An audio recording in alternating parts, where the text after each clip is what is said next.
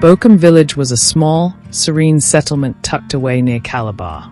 Its lush forests and bubbling streams made it a haven for hunters and farmers. Among its residents was Mr. Francis, a renowned hunter who provided meat for the entire village.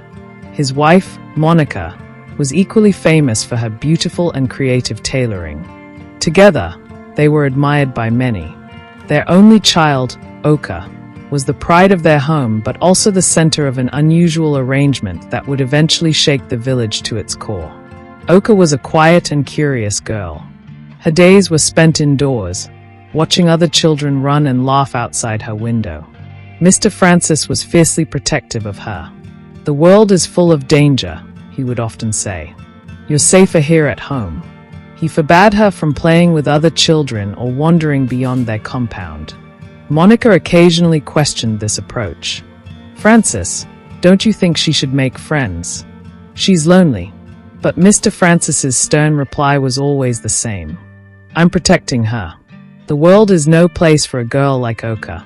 Monika eventually gave up arguing, focusing instead on her tailoring business. Oka grew accustomed to her confined life. She spent hours helping her mother sew or watching her father prepare his hunting gear. To her, the outside world became a distant and intimidating place. One evening, as the sun dipped below the horizon, Oka sat by the window, staring at the children playing in the fading light. "Papa, why can't I play with them?" she asked softly. Mr. Francis looked up from sharpening his hunting knife. "Because they are not like us," he replied. "You don't need them. You have me." His words, though meant to comfort, left Oka with a strange feeling. She loved her father deeply, but his affection sometimes felt overwhelming. He was always there, always watching, always reminding her that he was the only one who truly cared for her. A few years later, as Oka grew older, Mr. Francis's protectiveness intensified. He began monitoring her every move, questioning her whenever she spoke to someone. Oka, in turn, grew more withdrawn, her world shrinking to the confines of their home and the presence of her parents. One day, Mr. Francis started asking Oka to spend more time with him in the evenings. At first, it was harmless, stories about his hunting adventures, lessons on how to set traps. But over time, the dynamic shifted. His words became more affectionate, and his touches lingered longer than before. Oka, naive and trusting, didn't question his intentions. To her, he was her protector, her hero. Monika began noticing changes in Oka. She seemed more reserved, avoiding her mother's gaze and flinching at her touch. "Oka, is everything all right?" Monika asked one evening as they worked on a dress together. Oka hesitated, then nodded. "Yes, Mama, everything's fine." But Monika's instincts told her otherwise. She decided to speak to her husband that night. "Francis, I think something's bothering Oka. She's not herself." Mr. Francis's expression darkened. "She's fine. Stop imagining things." Monika knew better than to press further. Francis's temper was well known, and she didn't want to provoke him. But the unease in her heart grew. One fateful night, Oka's innocence was shattered. Mr. Francis, emboldened by his control over her, crossed a line that could never be uncrossed. He manipulated her love and trust, ensuring her silence with threats and reassurances. "You're special, Oka," he whispered. "This is our secret. No one will understand." Oka's world became a maze of confusion and fear. She loved her father, but something inside her told her this was wrong. Yet she didn't know how to escape, nor did she have anyone to turn to. Monika, though unaware of the full extent of what was happening, began to notice more alarming signs. Oka avoided her completely, spending all her time with Mr. Francis. The once warm bond between mother and daughter had turned cold. Monika decided she had to uncover the truth, no matter the cost.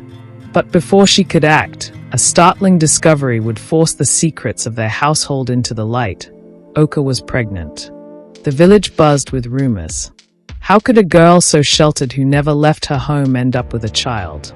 Monika was desperate for answers, while Mr. Francis seemed unusually calm. And Oka, caught in the storm, remained silent, her eyes filled with a mix of fear and resignation. The stage was set for a revelation that would shatter not just their family but the entire village. The sun rose slowly over Bokum village, casting its warm glow on the dense forest and sleepy huts. But inside Mr. Francis's home, there was no warmth, only tension. The news of Oka's pregnancy had spread like wildfire, and the whispers from the villagers grew louder with each passing day. Monika sat on a stool in the corner of their living room, her sewing materials untouched. Her mind raced as she replayed the events of the past weeks. How had this happened? How had her daughter, who never ventured out, become pregnant? Her gaze shifted to Oka, who sat silently by the window, her hands resting protectively over her belly. Oka, Monika's voice trembled. Tell me the truth. Who is responsible? Oka's eyes filled with tears, but she said nothing. The weight of her secret was too much to bear. She looked at her father, sitting in his usual chair, carving a piece of wood. His expression was calm, almost indifferent. Francis, Monika's voice rose. Say something. Our daughter is pregnant, and you're just sitting there. Mr. Francis set the carving down and looked at his wife. What do you want me to say? He asked coldly. The child is hers. She'll have to deal with it. Monika's heart sank. Deal with it. She's just a child herself. How can you be so heartless? Before Mr. Francis could respond, there was a knock at the door. Monika hurried to open it, finding their neighbor, Mama Ekong, standing outside. Her face was etched with concern. Monika, is it true? Mama Ekong asked. Is Oka pregnant? Monika hesitated, unsure of how to respond. The truth was too painful, too shameful. But before she could speak, Oka's soft voice broke the silence. Yes, it's true. Mama Ekong's eyes widened. But how? Who? Oka glanced at her father, who gave her a warning look. The fear in her eyes was unmistakable. It doesn't matter, she said quickly. Please, just leave us alone. Mama Ekong looked between Oka, Monika, and Mr. Francis. Her intuition told her something was terribly wrong, but she knew better than to push further. If you need anything, Monika, you know where to find me, she said before leaving. That night, Monika confronted her husband again. Francis, I know something isn't right. Tell me the truth. Did you do this? Mr. Francis's eyes narrowed. Watch your tongue, woman, he growled. You're accusing me of something disgusting, because it's the only thing that makes sense. Monika cried. Oka never leaves the house. Monika's voice broke as tears welled in her eyes. She glanced at her daughter, who had retreated further into herself, her small frame trembling with fear. Oka refused to meet her mother's gaze, staring blankly at the ground instead. Mr. Francis rose from his chair, his towering presence filling the room. His voice was low and menacing. You will not speak of this again, Monika. Do you hear me? But Francis, Monika's voice wavered. I said enough. He slammed his hand against the table, making both Oka and Monika flinch. This is my house, and you will not disgrace me with your baseless accusations. Monika's heart sank as she realized the depth of her husband's control, not just over her, but over their daughter as well. She wanted to scream, to fight, but the fear of what he might do silenced her. The days that followed were agonizing. Monika tried to speak to Oka in private, but her daughter avoided her at every turn. The once vibrant girl she had raised was now a shadow of herself, consumed by a secret too dark to share. Meanwhile, the village continued to speculate. The elders called a meeting, summoning Mr. Francis and his family to address the growing scandal. Monika saw this as an opportunity to expose the truth, but she knew her husband would be prepared to deflect any accusations. On the day of the meeting, the village square was filled with curious onlookers. The elders sat in a semicircle, their faces stern and expectant. Mr. Francis stood before them, his expression calm and unbothered. Oka clung to his side, her head bowed. Monika stood a few steps behind them, her heart pounding. Elder Okon, the oldest and most respected of the group, spoke first. Francis, the people of Bokum demand answers. Your daughter is with child, and yet no one has seen her with any man. How do you explain this? Mr. Francis's voice was steady as he replied, Elder, my family's affairs are not the business of the village. Oka is my daughter, and I will take care of her and the child. The crowd murmured in disbelief. Elder Okon raised his hand for silence. Francis, this is no ordinary matter. If you cannot provide an explanation, we must assume the worst. Are you responsible for this? The question hung heavily in the air. Monika held her breath, praying that her husband's arrogance would be his undoing. But Mr. Francis simply smiled. Elder, such an accusation is beneath you. I am a man of honor. I have nothing to hide. His denial only fueled the villagers' suspicions, but without proof, there was little they could do. The meeting ended with a warning for Mr. Francis to set his house in order. As the family walked back home, Monika felt a flicker of hope. Perhaps the pressure from the village would force her husband to change. That night, Monika decided to confront Oka one last time. She waited until Mr. Francis was asleep, then quietly entered her daughter's room. Oka sat on the bed, cradling her swollen belly, her face pale and drawn. Oka, Monika whispered, sitting beside her. Please, tell me the truth. I can't help you if you don't talk to me. Tears streamed down Oka's cheeks as she finally looked at her mother.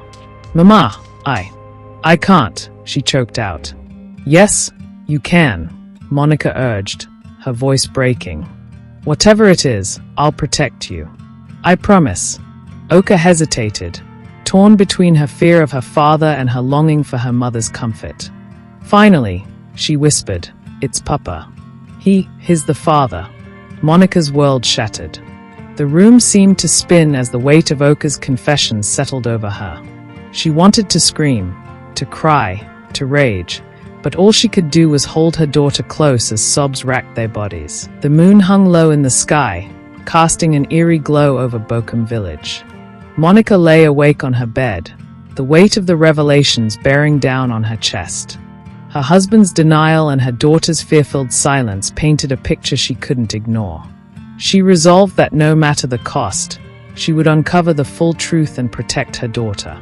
The following morning, Monika went to the Council of Elders. Her voice trembled as she recounted her suspicions and Oka's cryptic confession. The elders, though initially reluctant to intervene in what they saw as a family matter, couldn't ignore the gravity of the accusations. Elder Okon spoke gravely. If your suspicions are true, Monika, this is not just a matter for your family but a stain on the soul of our village.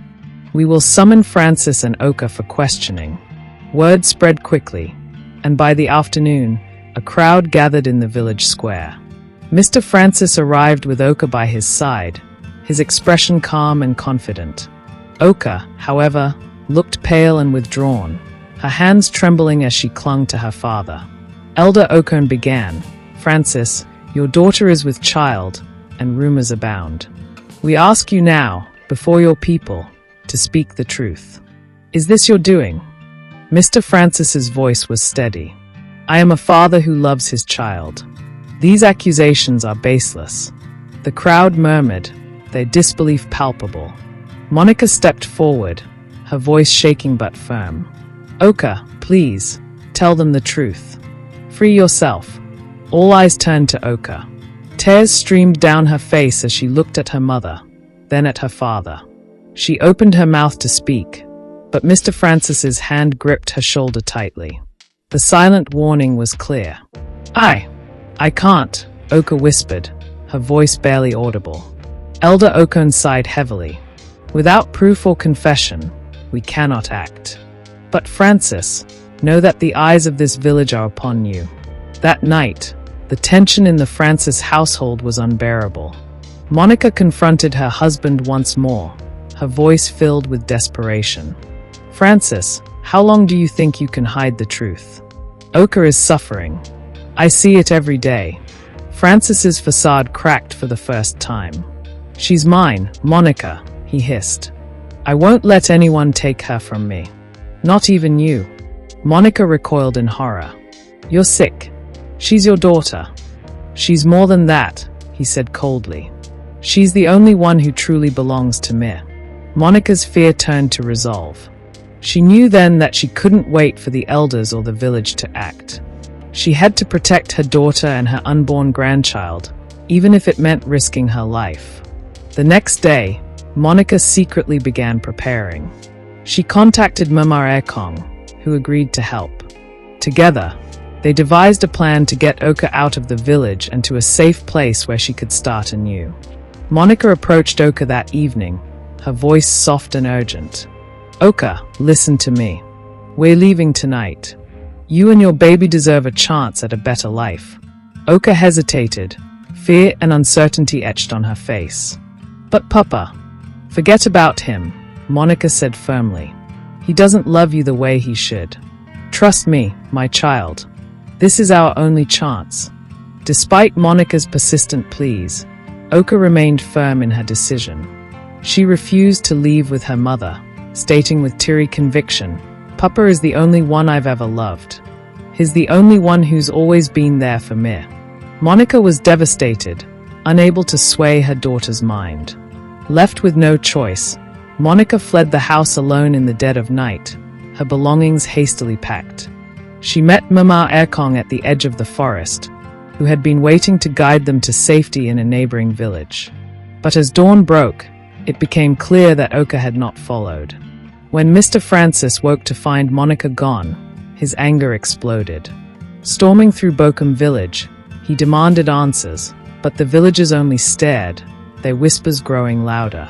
For the first time, Mr. Francis felt the sting of isolation as the community began to question his actions. Elder Okon approached him with a warning. Francis, you've sown seeds of destruction in your own home. If you love your family, set them free.